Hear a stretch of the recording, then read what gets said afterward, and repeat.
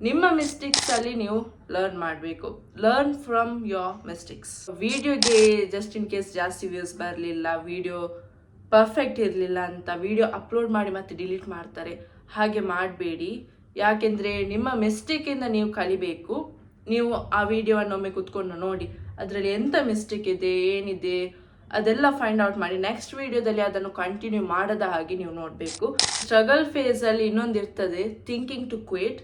ನೀವು ಕ್ವಿಟ್ ಮಾಡಲಿಕ್ಕೆಲ್ಲ ಹೋಗಬೇಡಿ ಯೂಟ್ಯೂಬಿದ ವಿಷಯದಲ್ಲಿ. ಯಾಕೆಂದರೆ ಅದರಲ್ಲಿ ಝೀರೋ ಇನ್ವೆಸ್ಟ್ಮೆಂಟ್ ಪ್ಲ್ಯಾಟ್ಫಾರ್ಮ್. ಅದರಲ್ಲಿ ನಿಮಗೆ ಏನು ಇನ್ವೆಸ್ಟ್ ಮಾಡಬೇಕಂತಿಲ್ಲ. ನೀವು ಜಸ್ಟ್ ನಿಮ್ಮ ಟೈಮಲ್ಲಿ ವಿಡಿಯೋಸ್ ಮಾಡಿ ಅಪ್ಲೋಡ್ ಮಾಡಿ, ವೀಕ್ಲಿ ಅಟ್ಲೀಸ್ಟ್ 2-3 ವಿಡಿಯೋಸ್ ಅಪ್ಲೋಡ್ ಮಾಡಿ. ನಂದು ಚಾನಲ್ 1 year ಅಲ್ಲಿ ಮಾನಿಟೈಸ್ ಆಯಿತು. ಮಾನಿಟೈಸ್ ಎಲ್ಲ ಕಂಪ್ಲೀಟ್ಲಿ ಆಡಿಯನ್ಸ್, ಪರ್ಫೆಕ್ಟ್ ಆಡಿಯನ್ಸ್ ಎಲ್ಲ ಸಿಗಲಿಕ್ಕೆ ಸ್ವಲ್ಪ ಟೈಮ್ ಹೋಗ್ತದೆ. ನನಗೆ ಸಹ ಇರಲಿಲ್ಲ ಸ್ಟಾರ್ಟಿಂಗ್. ನನ್ನ ಚಾನಲಲ್ಲಿ ಝೀರೋ ಅಂದರೆ ಝೀರೋ ಸಬ್ಸ್ಕ್ರೈಬರ್ಸ್ ಇತ್ತು.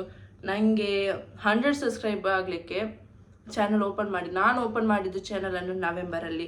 ನನ್ನ 100 ಸಬ್ಸ್ಕ್ರೈಬರ್ಸ್ ಕಂಪ್ಲೀಟ್ ಆದದ್ದು ಮಾರ್ಚಲ್ಲಿ. ಯೂಟ್ಯೂಬ್ ಉಂಟಲ್ಲ, ಅದು ಇನ್ಸ್ಟಾಗ್ರಾಮ್ ಹಾಗೆಲ್ಲ. ಇನ್ಸ್ಟಾಗ್ರಾಮ್ ಅಂದರೆ ಒಂದೇ ದಿನದಲ್ಲಿ ಫುಲ್ ವ್ಯೂಸ್ ಎಲ್ಲ ತಂದು ಕೊಡ್ತದೆ. ಯೂಟ್ಯೂಬ್ ಸ್ವಲ್ಪ ಸ್ಲೋಲಿ ಹೋಗೋದು, ನಿಮ್ಮ ಆಲ್ಗೊರಿದಮನ್ನು ಅರ್ಥ ಮಾಡ್ತದೆ. ಅದು ಸ್ವಲ್ಪ ಟೈಮ್ ತಗೊಳ್ತದೆ. ಮತ್ತು ಓಡ್ತದೆ, ಸ್ವಲ್ಪ ಟೈಮ್ ತಗೊಳ್ತದೆ ಓಡಲಿಕ್ಕೆ. ನನ್ನ ಚಾನಲಲ್ಲಿ 2025 ಸೆಪ್ಟೆಂಬರಲ್ಲಿ ಕರೆಕ್ಟ್ ಪ್ರಾಪರ್ 100s ವ್ಯೂಸ್ ಬರ್ತಿರಲಿಲ್ಲ. ಈಗ ಅಟ್ಲೀಸ್ಟ್ 1000 ಬರ್ತದೆ. I am very grateful.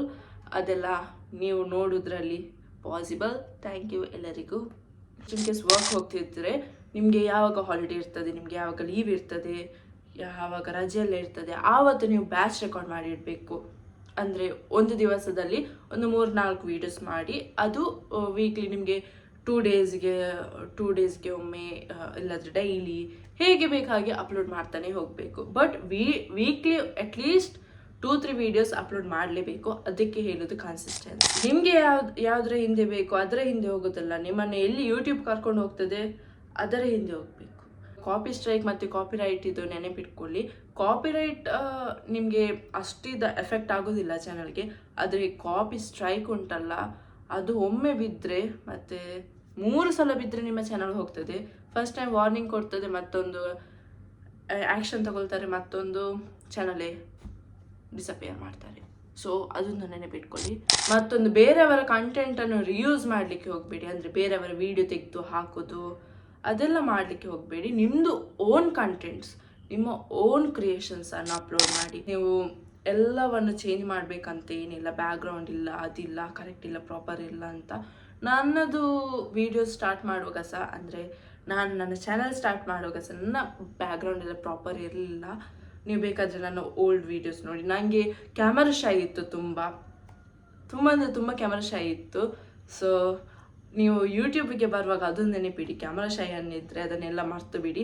ನೀವು ಹೇಗೆ ಥಿಂಕ್ ಮಾಡಬೇಕಂದ್ರೆ, ನಿಮ್ಮನ್ನು ಯಾರು ಸಹ ನೋಡ್ತಿಲ್ಲ, ನಿಮ್ಮನ್ನು ನೀವು ಮಾತ್ರ ನೋಡೋದು.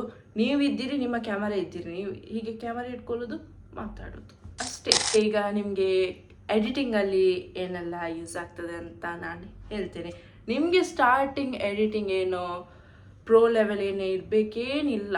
ನಿಮಗೆ ಏನು ಗೊತ್ತುಂಟು ಅದನ್ನು ಮಾಡಿ. ನೀವು ಥಂಬ್ನೇಲ್ ಒಂದು ನೆನಪಿಟ್ಕೊಳ್ಳಿ, ಪ್ರಾಪರ್ ಇರಬೇಕು.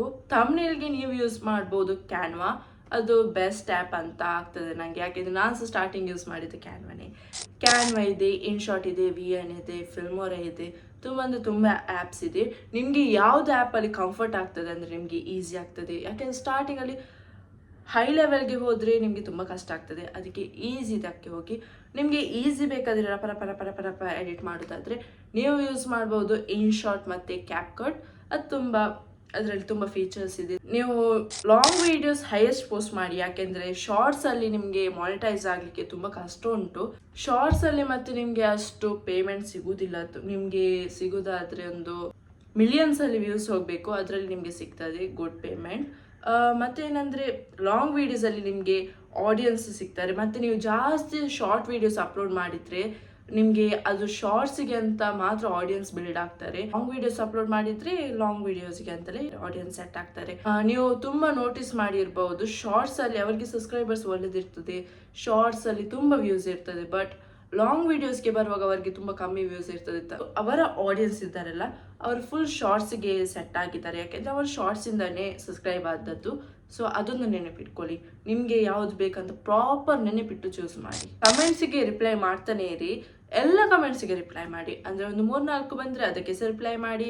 ಹೇಟ್ ಕಮೆಂಟ್ಸ್ ಬಂದರೆ ಅದಕ್ಕೆ ಒಂದು ಇಮೋಜಿ ಸೆಂಡ್ ಮಾಡಿ, ಸ್ಮೈಲ್ ಇದು ಸೆಂಡ್ ಮಾಡಿ. ಅವರಿಗೆ ಸ್ವಲ್ಪ ಇದಾಗ್ತದೆ. ಹೇಟರ್ಸ್ ಎಲ್ಲ ಇರ್ತದೆ, ಸೊ ಅದೊಂದು ಮೈಂಡಲ್ಲಿ ನೆನಪಿಟ್ಕೊಳ್ಳಿ. ನೀವು ಇನ್ಸ್ಟಾಗ್ರಾಮ್ ಹೋದರೆ ಅಲ್ಲಿ ಹೇಟರ್ಸ್ ಇರ್ತಾರೆ, ಯೂಟ್ಯೂಬ್ಗೆ ಹೋದರೆ ಎಲ್ಲಿ ಕಡೆ ಹೋದರೆ ಹೇಟರ್ಸ್ ಒಂದು ಇರ್ತಾರೆ. ಅದು ಹೇಗೆ ಗುಡ್ಡಲ್ಲಿ ಬ್ಯಾಡ್ ಇದ್ದ ಹಾಗೆ, ಪಾಸಿಟಿವ್ ಅಲ್ಲಿ ನೆಗೆಟಿವ್ ಇದ್ದ ಹಾಗೆ. ಸೊ ಅದೊಂದು ನೆನಪಿಟ್ಕೊಳ್ಳಿ. ಹೇಟರ್ಸ್ ಬರ್ತಾರೆ, ಅವರನ್ನು ತಗೊಂಡು ನಿಮ್ಮ ಮೈಂಡ್ ಹಾಳು ಮಾಡಬೇಡಿ. ಅವರು ಯೂಸ್ ಇಲ್ಲ, ಅವರಿಗೆ ಕೆಲಸ ಇಲ್ಲ ಮಾಡಲಿಕ್ಕೆ, ಅವ್ರು ಹೇಟ್ ಮಾಡ್ತಾನೆ ಇರ್ತಾರೆ. ನಿಮ್ಗೆ ಏನಾದರೂ ಇದೇ ಡ್ರೀಮ್ ಇದ್ದರೆ ಯೂಟ್ಯೂಬರ್ ಆಗಬೇಕಂತ, I hope great success for you and good luck. ನಿಮ್ಮ ಚಾನಲ್ಗೆ ಕನ್ಸಿಸ್ಟೆನ್ಸಿ ಇಡಿ. ಎಲ್ಲ ಹೇಟರ್ಸನ್ನು ಇಗ್ನೋರ್ ಮಾಡಿ, ಸಪೋರ್ಟ್ ಇಲ್ಲಾದರೆ ಬಿಡಿ. ನಿಮ್ಮ ಹತ್ರ ಏನುಂಟು ಅದರಲ್ಲಿ ಸ್ಟಾರ್ಟ್ ಮಾಡಿ. ನಾನು ಎಂತೆಲ್ಲ ಹೇಳಿದ್ದೇನೆ ಅದನ್ನು ನೆನಪಿಟ್ಕೊಳ್ಳಿ.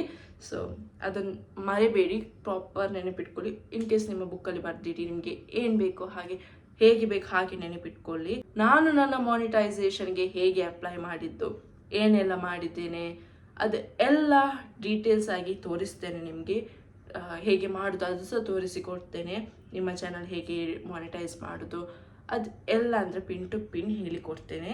ಅದನ್ನು ನೋಡಲಿಕ್ಕೆ ಮರೆಬೇಡಿ. ಇದಾಯ್ತು ಇವತ್ತಿನ ವಿಡಿಯೋ. ನಿಮಗೆ ಈ ವಿಡಿಯೋ ಇಷ್ಟ ಆಗಿದ್ರೆ ಲೈಕ್ ಮಾಡಿ, ಶೇರ್ ಮಾಡಿ. ಮತ್ತು ಇಂತಹ ಇಂಟ್ರೆಸ್ಟಿಂಗ್ ಮತ್ತು ಇನ್ಫಾರ್ಮೇಟಿವ್ ವಿಡಿಯೋಸ್ಗಳಿಗಾಗಿ ನಮ್ಮ ಚಾನಲನ್ನು ಸಬ್ಸ್ಕ್ರೈಬ್ ಮಾಡೋದನ್ನು ಮರಿಬೇಡಿ.